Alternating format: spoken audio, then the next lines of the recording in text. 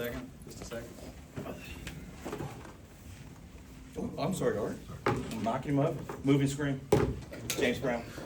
All right, go ahead, Ron. Oh my gosh. All right, we're done, thanks. Obviously, you've seen a lot of great players. What makes Darren Peterson unique in what he brings to Kansas? He is obviously he's gifted, but just his ability to be impactful and dominant on both ends of the floor. I mean, obviously he can score. He's a 4-level scorer. Can shoot from 3, mid-range, get to the bucket, get fouled, get to the free throw line. I've also been impressed just from a defensive standpoint. You know, his ability to get steals and deflections, rebound the basketball, and so he's more than just a scorer. He's a complete basketball player, and obviously he's playing at an extremely high level with tremendous confidence. Hubert, it's not often that a game like this gets played in November on a campus site.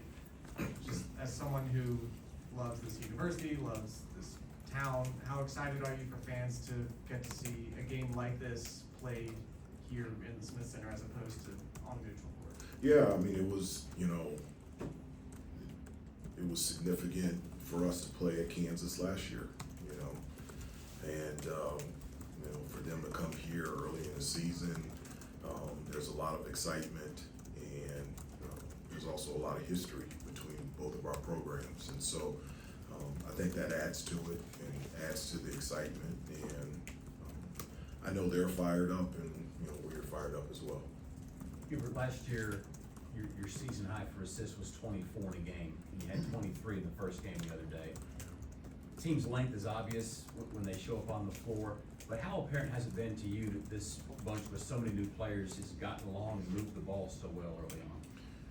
Yeah, that's one of the many things that I was really encouraged about against Central Arkansas was just our ability to share the basketball. I felt, consistently we were passing up good shots to get great shots. I felt like in some instances we were even overpassing. I mentioned before we all laughed about the double lob, and that's something that I had never seen before, but just instinctively, and this is something that we've talked about, is that just making the extra pass, move the ball, share the ball, and it was nice to see everybody do that this past Monday.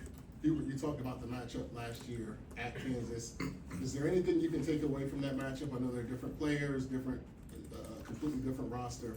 Are there any things you can take away, maybe scheme or anything, as far as the way Kansas plays?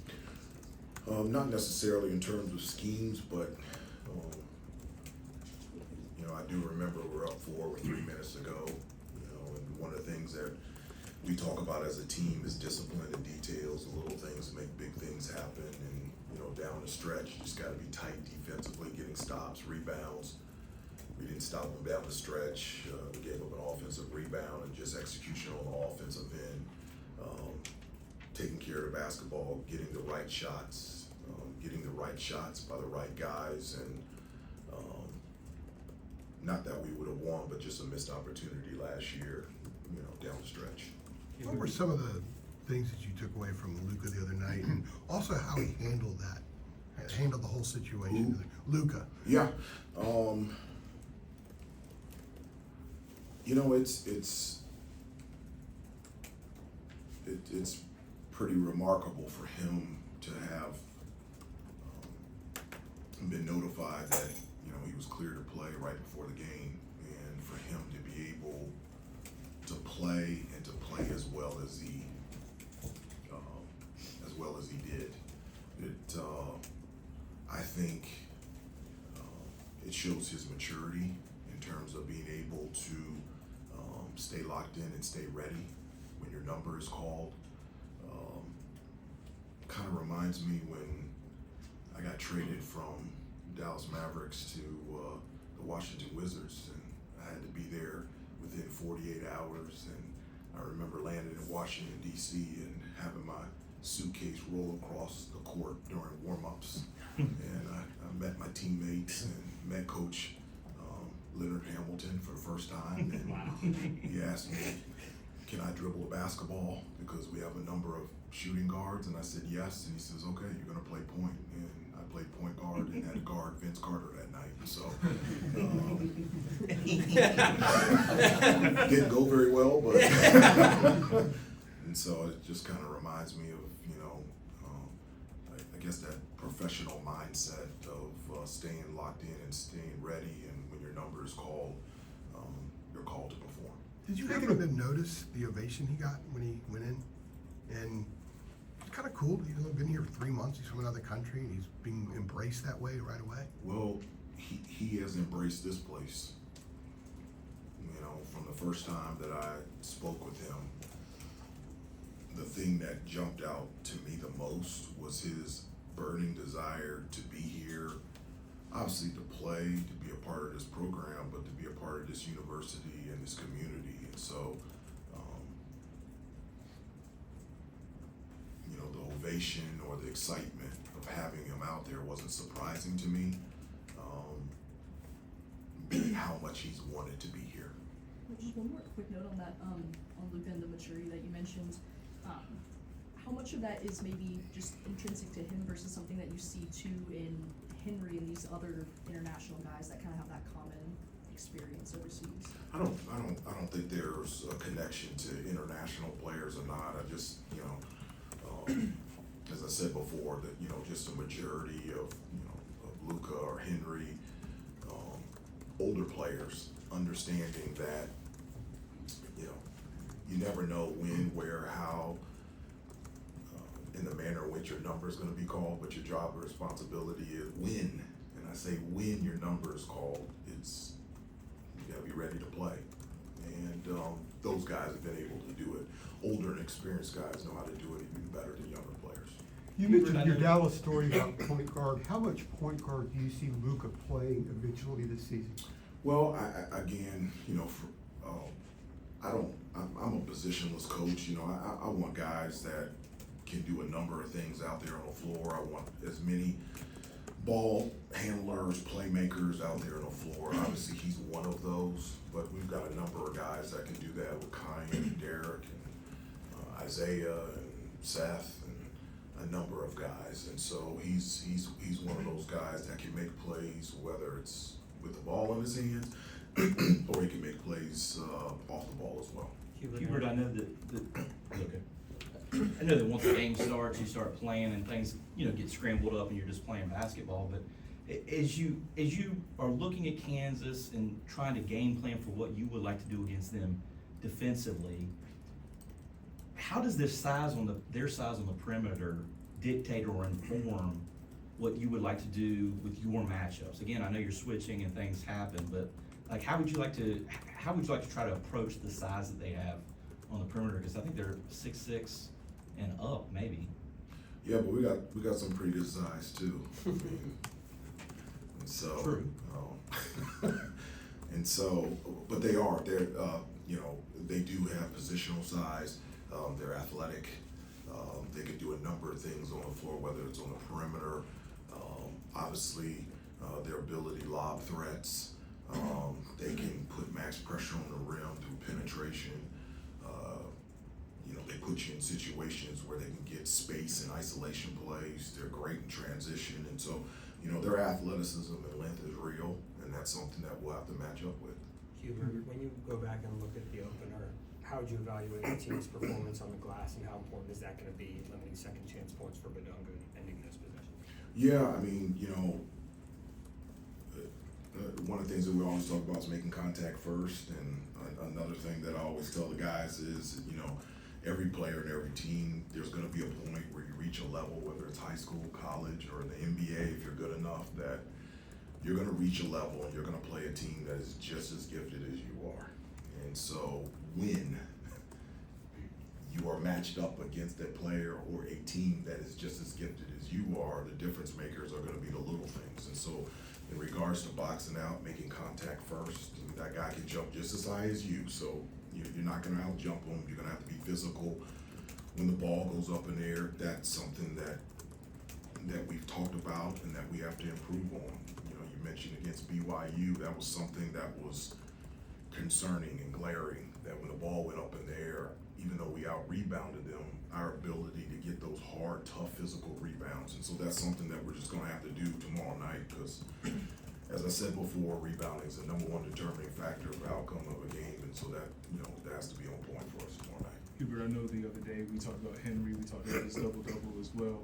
I know, I was really surprised that was his first. I mean, that one really, really shocked me, so I'm glad it happened. Finally got himself one, and then Yeah, obviously, it's great. going into tomorrow, he has, Badonga, that's their guy in the middle. What do you kind of look forward to seeing from Henry in that matchup, and some of the key things you want him to kind of take away from his game? Yeah, Henry, obviously from a defensive standpoint, rebounding the basketball, but he also, with his length, he can block and he can alter shots. And so obviously they have, lob threat, rim threat. And so that's something that we've talked about, and we want to try to eliminate as much as possible. But, on the offensive end, Henry does a really good job of running the floor. He's a post presence for us, and that's real. We've talked at great length of how we want to dominate points in paint. We want to throw the ball inside. And so just using Henry around the basket, but also his ability to pass on the perimeter and shoot from three. Hasn't shot a lot of threes, but just trying to find more opportunities for Henry pick and pop situations, because, that's a real gift of his, and that's something that we really need to utilize. How do you feel Henry's presence there, being that 7-footer that, like you said, sometimes we do the pick and pop, or other times, pick and roll? How do you feel that he's maybe added another dynamic to your offense, if at all, this year? No, it is. I mean, his versatility is real. I mean, again, he's a gifted passer. He can score around the basket. He's our best offensive rebounder, and he can really shoot from three. And so just encouraging him and also showing him opportunities out there, whether it's a half-court set or just in the flow of our freelance offense, to be able to utilize his ability to shoot the ball from the perimeter. Hubert, it's really early in the season, obviously, but last year I think back to December or November, some of those quad one games you guys came just short of, and then it ended up haunting you later when you're talking about getting quad one resume and things like that. Does that creep in your mind a little bit? I know every game's big for you, but just an added sense of urgency to kind of get some of these resume wins early in the year? Yeah, I mean, I think it's an added sense of urgency for us to continue to improve and get better. One of the things that I've said this to you guys a number of times. I speak to the team, and I give them Proverbs 4:25: ignore all sideshow distractions, just keep your eyes straight ahead. And so, obviously winning big games is important, but the most important thing is to focus on what is real, and that for us is our preparation, our practice, and for us to play at the highest level that we can play tomorrow night. And at the end of the day, the results will take care of itself. Hubert, for As the you put freshman, together as you put together that non-conference schedule, how much did you factor in quad one opportunities, knowing that maybe the ACC wouldn't offer as many opportunities, last year it certainly didn't. When you're trying to put that non-conference schedule together and build a resume, how much thought went into how many quad ones we play, how many quad twos? Yeah, I mean, you don't know who's a quad one or a quad two in the summertime. And so, one of the things that you do think about in terms of scheduling is, how many games, non-conference, do you have at home and on the road? And so, obviously for the ACC, SEC challenge, we're on the road, okay? And so, playing in a tournament in Fort Myers, Florida. And so those are factors that go into determining what kind of schedule we put together. But in terms of quad one, quad two, that's something that, one, is not something that I'm thinking about, because you have no idea what a quad one and a quad two will be during the summer.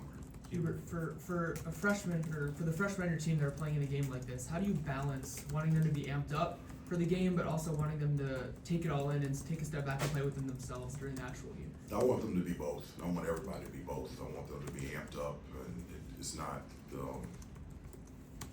significant because of whom we're playing on Friday night. It doesn't matter who we play. I want them to be amped up. I always tell the guys to play here, you have to play with emotion. I coach with emotion because I care about this place, and I say when you're doing something that you love at a place that you love, and you're doing something that you love, if emotion's not coming out of you, then you're not doing the thing that you're supposed to be doing. So I want them amped up and when you're playing with emotion, they understand how to play within themselves and do the things that we practice and practice. Hubert, when you're scouting them, does the fact that they played a high-profile exhibition and you have an extra game of tape out there, does that make any sort of tangible impact on the amount of information you feel like you have, or is it pretty negligible? Well, I think that's a great question. I mean, obviously they played Louisville on the road, and you're able to see some tendencies or habits that they're early in the season trying to identify, and the same for us when we played BYU. But I mean, irregardless of the opponent, Kansas is really good. They're extremely well coached. They're very athletic, versatile. Very good on the defensive end. They do a really nice job of getting steals and deflections. So we're gonna have to take care of the basketball, and offensively, their speed and their athleticism is real. And so, irregardless of who you play, that jumps off the page when you watch them. Just on that note really quick, like the size, athleticism, and everything, you talk so much about positional size that your team has. Yeah. How does that, I guess, change maybe what goes into game prep when you're looking at certain kind of combinations, rotations that you can use to match up against a team like Kansas? Yeah, again, we have some pretty good size and athleticism as well. So, and that gives us ability to, throughout the game, on both ends of the floor, determine some matchups or some concepts that could be favorable to us. But I mean, at the end of the day, I really believe it's all the little stuff. It's rebounding, it's defending without fouling, it's taking care of basketball, getting good shots, getting to the free throw line, making your free throws, getting second chance opportunities. So, we could talk about all the size and athleticism. You just go down to those things, and those will be the determining factor of the outcome of the game. You have time for a couple more? Hubert, what did you see from Kai that you liked on Monday, and how important is it to have kind of that primary ball handler heading into a big time matchup like Kansas? Yeah, I thought he did a really nice job distributing the basketball. One of the things that he does really well is he pitches the ball ahead in transition. I always feel like that's the fastest way to transition from defense to offense, and just instinctively he's really looking to do that. And I thought he did a really nice job of that against Central Arkansas. I thought he was aggressive, whether it was shooting from three, getting in the lane, playing off 2 feet, making sound decisions. And so, obviously, look for him to continue to do that on Friday night. Hey, Coach, speaking to Seth after the Central Arkansas game, he mentioned that he was looking forward to having to guard Darren Pearson tomorrow. How much pride does it take in those assignments, and how much does that energy set the tone for the team? Yeah, one of the the great things about Kansas is Kansas. It's like North Carolina. It's not just about one person, and the reason why that they're a good team is because they have a collection of a number of really good players, and so it's never a one-on-one situation or battle. We have to do a great job defensively. We've got to get stops. We've got to finish those stops with a rebound, and then not allow us to get out in transition. Hubert, going back to the freshman a minute ago, with what Caleb Wilson has already kind of done in the preseason games, and even first game out here, do you feel like he's one of the most ready freshmen that you've coached for a big environment like this early on? Well, he is ready, and he wants the spotlight. He's somebody that runs towards it. And yesterday at practice, he had over the last week, just a different look. So after practice, I pulled him aside and I said, Caleb, is everything okay? He goes, Coach, I'm just really locked in. And I was like, okay, that's fine. But one of the things that really makes me feel comfortable as a coach is when you smile. So I said, you can be locked in, but you have to smile. Just look at me, just give me that smile, and then you can go back to being locked in. But I mean, he's somebody that, the attention to detail, I've mentioned before that he's always asking questions. As talented as he is, he's not somebody that thinks he knows everything. He's always willing to learn, and but he's one that runs towards the light, and he's really excited about playing on Friday. Last one, Rod. Hubert, you mentioned the BYU game. How much have you had to emphasize, re-emphasize physicality and where this needs to be? Every day, all day. Every day, all day. Every day, all day. It just is what it is. I mean, it's physicality really on both ends of the floor. obviously, defensive rebounding and making contact and, physicality on the ball, not letting guys just go where they wanna go and set the screens if they wanna screen and not let teams run the offense that they run and shoot around, but also on the offensive end as well. That physicality, being able to catch the ball where we want to, the physicality to be able to dominate points in the paint, get the ball into the post, the physicality to get through screens and get through bumps to be able to get to the basket, the physicality to get to the offensive glass. Our offensive rebounding percentage was 38% the last game. That's not high enough. So physicality, that's the only way you can play the game. And it's something that we talk about at great length every day. Coach, thank you. Thanks, everybody.